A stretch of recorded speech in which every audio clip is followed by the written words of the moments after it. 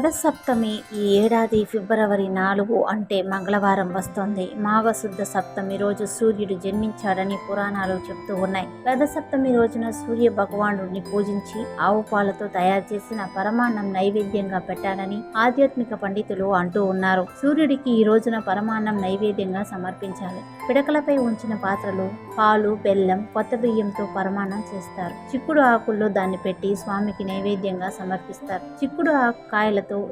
చిక్కుడుకాయలతో రథం చేసి అందులో అక్షింతలు ఉంచి సూర్యుడిని ఆవాహన చేస్తారు. సూర్యుడికి ఎరుపు రంగు ప్రీతికరం కాబట్టి ఈ రోజున ఎరుపు రంగు దుస్తులు ధరించడం మంచిది. గోధుమలు, ఎర్రటి పువ్వులు దానంగా ఇవ్వాలి.